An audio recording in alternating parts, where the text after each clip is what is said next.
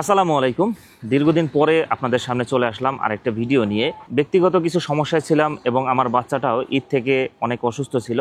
আল্লাহর রহমতে এবং আপনাদের ভালোবাসায় এখন অনেকটা সুস্থ হয়েছে। তবে আরও কিছুদিন পরে আপনাদের সামনে আসতে চাইছিলাম, কিন্তু বিশেষ একটা কারণে আপনাদের সামনে হুটহাট করেই চলে আসলাম। আমরা একটা হায়ার সিসি বলতে কি বুঝি? বাংলাদেশে তো 150 সিসি বা 165 সিসির বাইকগুলো রেগুলার চালিয়েছি। তবে এই সিসি লিমিটটা বাড়ানোর পরে বাংলাদেশে বেশ কিছু হায়ার সিসি চলে আসছে অলরেডি, আবার নতুন কিছু লঞ্চ হচ্ছে এবং কিছু কিছু নতুন বাইক পাইপলাইনে আছে। এখন হায়ার সিসি বলতে উচ্চ সিসি সম্পন্ন বাইক, পাওয়ার থাকবে, রেডি পিকআপ থাকবে, টর্ক থাকবে। আধুনিক একটা বাইকে যা যা থাকা দরকার একটা হায়ার সিসি বাইকে ঠিক সেরকমটাই কিন্তু থাকবে। কিন্তু কিছুদিন আগে ইয়ামাহা একটা নতুন বাইক লঞ্চ করলো। আসলে তাদের যে এত সাহস বা মন মানসিকতা, এটা যে কোন লেভেলে গেছে সে বিষয়টাই আসলে আজকে আপনাদের সামনে বলার চেষ্টা করব। বর্তমান সময়ে যে হায়ার সিসির আসলে বাংলাদেশে ছড়াছড়ি, এর মধ্যে হঠাৎ করে এরকম একটা বাইক নিয়ে আসা আর এটা ধুমধাম করে লঞ্চ করা। এই যে বাইকটা লঞ্চ করলো FZS25, নাম আছে পাওয়ার, নাম আছে টর্ক। হায়ার সিসি বাইকে কিন্তু স্লিপার ক্লাসটা খুবই দরকারি একটা জিনিস। মানে স্লিপার ক্লাসওয়ালা বাইক আপনি চালিয়ে মজা পাবেন, গিয়ার শিফটিংয়ে মজা পাবেন, অনেক সময় হাই আরপিএমও গিয়ার শিফট করে অনেকটা সুবিধা হয়। একটা হায়ার সিসি বাইকে যদি এই স্লিপার ক্লাসটা না থাকে তাহলে কিন্তু আপনি আর উপভোগ করতে পারবেন না একটা রেগুলার কমিউটার সেকশনের বাইকের মতোই। এরপর আসি ইউএসডি সাসপেনশন। বর্তমানে ইউএসডি সাসপেনশন খুবই একটা ট্রেন্ডিং চলতেছে এবং গ্রাহক কিন্তু এই জিনিসটা অনেক বেশি আগ্রহ করে কিনতেছে। এই ইউএসডি সাসপেনশনের ফিডব্যাকটা খুবই ভালো। এটা ভাঙাচুরা রাস্তায় চালিয়ে খুব মজা পাওয়া যায়। এই জন্য মানুষ এই ইউএসডি সাসপেনশনটা অনেক পরিমাণে কেনে, বা অনেকেরই দেখছি সাসপেনশন পরিবর্তন করে ইউএসডি সাসপেনশন লাগিয়ে থাকে। এই জন্য একটা ইউএসডি সাসপেনশন একটা হায়ার সিসি বাইকে কিন্তু খুবই দরকার। যেরকম CF motor Hornet 2.0 USD suspension দেওয়া হয়েছে। FZS25 এই বাইকটা নিয়ে আসলো, একটা হায়ার সিসি বাইক নিয়ে আসলো। এই বাইকটাতে কিন্তু এই ইউএসডি সাসপেনশন নাই। ইঞ্জিন কুলিং সিস্টেমে সব থেকে গুরুত্বপূর্ণ একটি বিষয় যেটা হলো লিকুইড কুলিং। লিকুইড কুলিংটা ইঞ্জিন খুব ভালো একটা পারফরমেন্স দেয়। এটা কুলিং সিস্টেমকে অনেক সুন্দর করে, ঠান্ডাটা খুব তাড়াতাড়ি করে। কিন্তু অয়েল কুলিংটা, এটা জাস্ট ইঞ্জিন অয়েলটা, মানে বাংলা কথায় যেটা বলে মোবিলটা জাস্ট ঘুরিয়ে পিছিয়ে আবার ইঞ্জিনের ভিতরেই প্রবেশ করবে। এই একটা হায়ার সিসি বাইকে এই হলো অয়েল কুলিং সিস্টেম।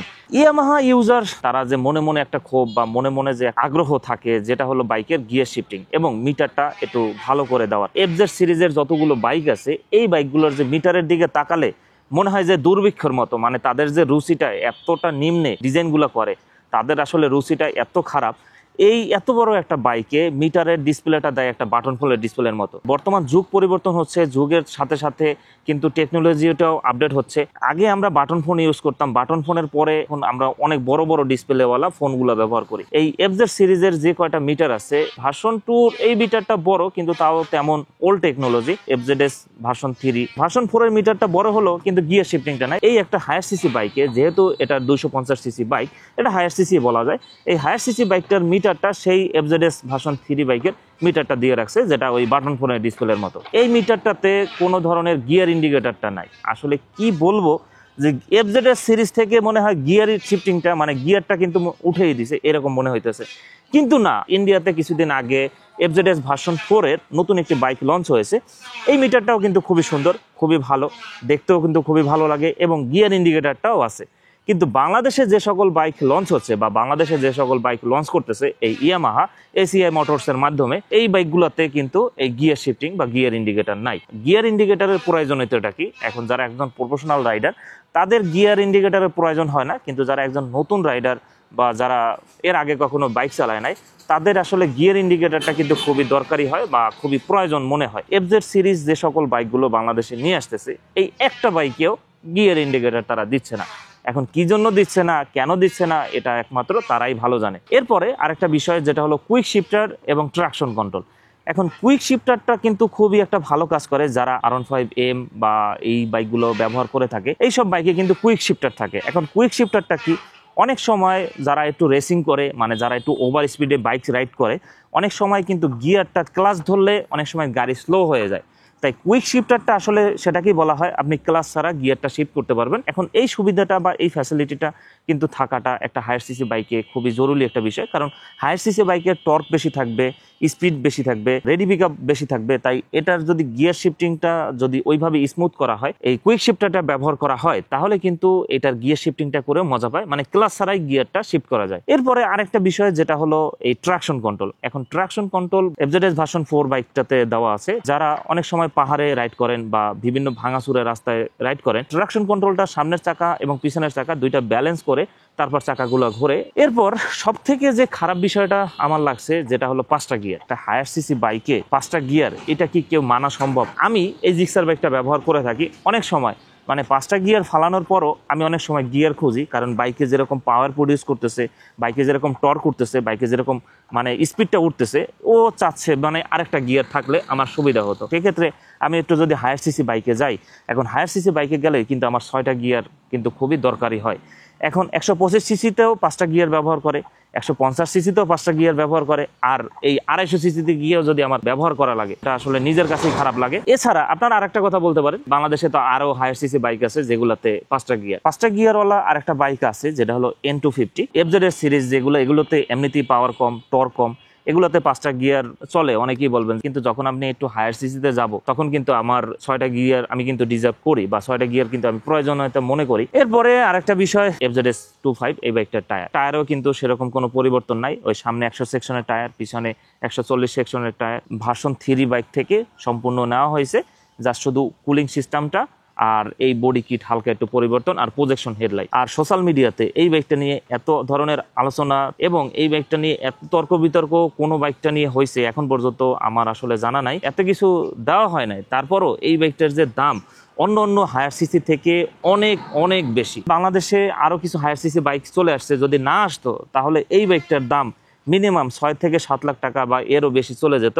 কারণ এই এসিআই মোটরস বা এই ইয়ামাহা এসিআইয়ের মাধ্যমে যে সকল বাইকগুলো নিয়ে আসে, প্রত্যেকটা বাইকের অন্য সব বাইকের থেকে অনেক অনেক দাম বেশি রাখে। এখন তাদের কি খরচা বেশি বা তাদের বাইকে কি মানে বেশি কিছু দেয় কিনা, এটা তো সবাই জনগণই জানে। এখন এত কিছু একটা বাইকে দেয় নাই, কিন্তু তারপরও এই বাইকটার দাম 4,35,000 টাকা।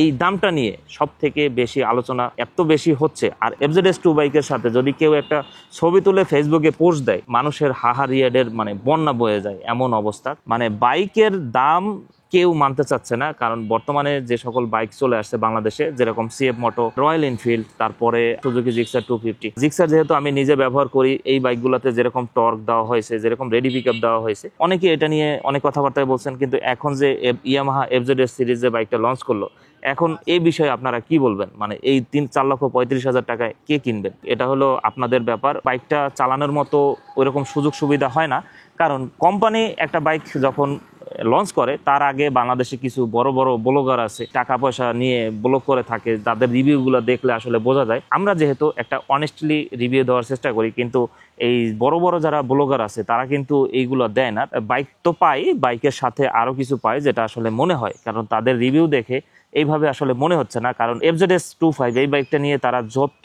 যে পরিমাণ মার্কেটিং মানে তারা করতেছে, কোম্পানি আসলে এতটা মার্কেটিং করে না। যাই হোক, এখন বাইক তো পাওয়া সম্ভব না, কারণ আমরা হলো ছোট ইউটিউবার, ছোট মানুষ। যদি ফ্রেন্ড সার্কেল কেউ থাকে, তাদের হাত পা ধরে অনেক সময় বাইক নিয়ে আসে, একটু চালিয়ে তারপর আপনাদের কাছে রিভিউ দেওয়ার চেষ্টা করি। যাই হোক, বাকি কথা এখন মোটো ব্লগে আপনাদের সাথে শেয়ার করি। এরপরে FZ25 এই বাইকটা যে লঞ্চ হলো, এই লঞ্চ ইভেন্টে বাংলাদেশে বড় বড় ব্লগাররা, মোটো ব্লগাররা যাচ্ছে। প্রত্যেকেরই একটা ইন্টারভিউ, ছোট ছোট করে ইন্টারভিউগুলো দেখতেছিলাম। সবাই ওইভাবে পেড রিভিউটাই দিছে, কারণ দিন শেষে বিরিয়ানি আর নাম বললে চাকরি থাকবে না।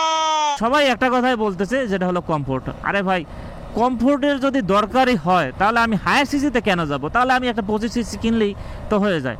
আমি কমফোর্ট দিয়ে কি করব? কমফোর্ট তো আমার দরকার নাই। আমি যদি একটা হায়ার সিসি চালাই তাহলে তো আমার সেই একটা রেডি পিকআপ দরকার, ব্রেকিং ভালো দরকার, কন্ট্রোলিং ভালো দরকার, সবকিছুই ভালো দরকার। ইয়ামাহা FZ সিরিজের বাইকের সবগুলাই টর্ক কম, রেডি পিকআপ কম, স্পিড কম।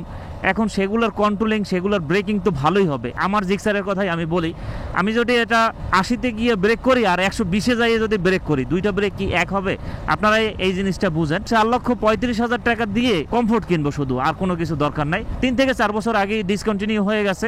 এখন যে বাইকটা বাদ হয়ে গেছে, সেই বাইকটা বাংলাদেশে ঝাঁকঝমক ভাবে লঞ্চ করে দাম দিছে 4,35,000 টাকা। এই বিষয়ে কেউ কোনো কথাবার্তা বলে না। এমন একটা দেশে বাস করি যে দেশে হলো লোয়ার সিসির দাম বেশি, হায়ার সিসির দাম কম। আর বাংলাদেশে ইয়ামাহার প্রতি মানুষের একটু দুর্বলতা বেশি কাজ করে, কারণ তাদের আফটার সেল সার্ভিস ভালো, তাদের বাইকের কমফোর্ট ভালো, রাইডিং মানে ব্রেকিং ভালো। এই কথা চিন্তা ভাবনা করেই এই ইয়ামাহার প্রতি বাংলাদেশের মানুষ একটু বেশি আগ্রহ। আলাদা একটা লোক আছে, আপনি যদি ইয়ামাহাকে কোনো ধরনের কথাবার্তা বলেন, তাহলে মানে কিছু কিছু লোক আছে তাদের গায়ে মানে বিট লবণ কি তাদের কাছে মনে হয় মানে মরিচের যে লবণটা থাকে ওইটা পড়ে যায়, এত পরিমাণ জ্বলে যা বলার মতো না। আর তারা এত ভক্ত এই ইয়ামাহা বাইকের প্রতি। ইয়ামাহা যেহেতু বাইক লঞ্চ করছে 250 হায়ার সিসি, এই বাইক বিক্রি হবে, নিশ্চিন্তে বিক্রি হবে। অনেকে এই বাইক কিনে থাকবে কমফোর্টের জন্য বা ইয়ামাহার প্রতি আস্থা আছে এই জন্য অনেকে কিনে থাকবে। একটা হায়ার সিসিতে কি কি থাকা দরকার, কি কি আছে এই বাইকটাতে, এই সব যাচাই বাছাই করে তারপর আপনি বাইকটা কিনে থাকুন বা যে কোনো একটা বাইক কিনে থাকুন। কষ্টের টাকা দিয়ে ভালো একটা জিনিস কিনবেন, এই জিনিসটাই কিন্তু সবসময় আশাবাদী।